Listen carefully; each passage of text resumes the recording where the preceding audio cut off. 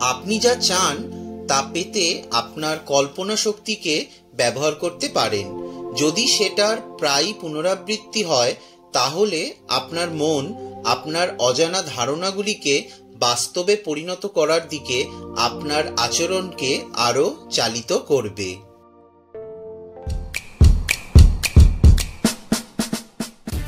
Joseph মারফির লেখা the power of your subconscious mind বইটি একটি সেলফ হেল্প বুক।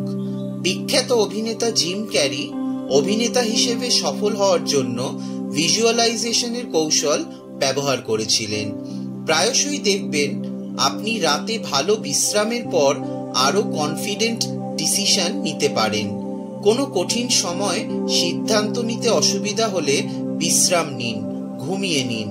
যদি আপনি সঠিকভাবে প্রার্থনা করেন, তবে আপনার প্রার্থনা ফলবেই। কিন্তু বেশিরভাগ ক্ষেত্রে হয়তো সেটা হয় না, কারণ আমরা আমাদের সমস্ত হৃদয় ও মন দিয়ে একটি জিনিসের ওপর ফোকাস করি না এবং সঠিক কৌশল বা ট্রিক অনুসরণ করি না।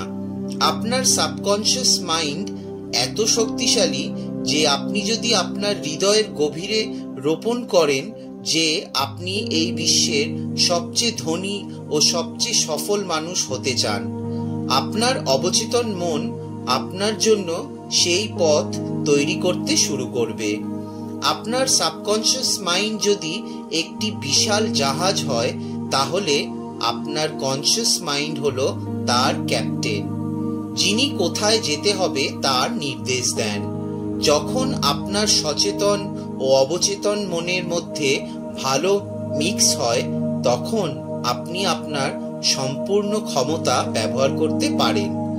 আমাদের জীবনে দুটি জগৎ রয়েছে, একটি অভ্যন্তরীণ বা ইন্টারনাল জগৎ, যা আমরা দিন রাত্রি ভাবি, আর দ্বিতীয়টি হলো বাহ্যিক বা এক্সটার্নাল জগৎ, মানে আপনার পরিবার, বন্ধু ইত্যাদি। যারা নিজের অভ্যন্তরীণ ও বাহ্যিক জগৎ বুঝে এবং নিজের মতো করে নিয়ন্ত্রণ করে, তারাই জীবনে সফল হতে পারে।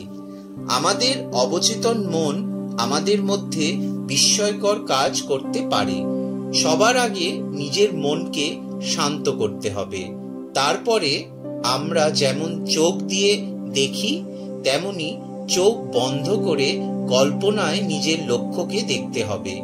নিজের সাথে সবসময় খুশি থাকুন, যা পেয়েছেন তার জন্য কৃতজ্ঞ হন। নিজের অভ্যন্তরীণ জগতে ফোকাস করে বাইরের জগতে দেখলে আপনি তার সৌন্দর্য দেখতে পাবেন এবং অনুভব করতে পারবেন।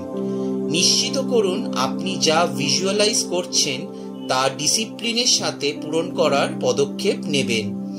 আপনি সম্পদ, সাফল্য ও পজিটিভ বিষয়গুলিতে যত বেশি মনোযোগ দেবেন, তত সেই পজিটিভ চিন্তাধারা বৃদ্ধি পাবে। আপনি সুখী হতে ও সমস্ত সুযোগ সুবিধা অনুভব করার জন্যই এই পৃথিবীতে জন্ম নিয়েছেন, এটা বিশ্বাস করুন। ঈশ্বরের কাছে সবসময় ধন্যবাদ জানান আপনার জীবনের জন্য।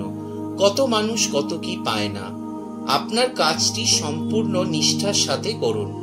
আপনাকে যে কোনো একটি ক্ষেত্র বা ফিল্ড আয়ত্ত করতে হবে। যতক্ষণ না আপনি যে কোনো পার্টিকুলার ফিল্ডে মাস্টার না হন, ততক্ষণ আপনি উল্লেখযোগ্য কিছু অর্জন করতে পারবেন না। কখনো সেলফিশ হবেন না, তাহলে আপনি সফল হতে পারবেন না। আপনাকেও অন্যদের সফল করতে হবে।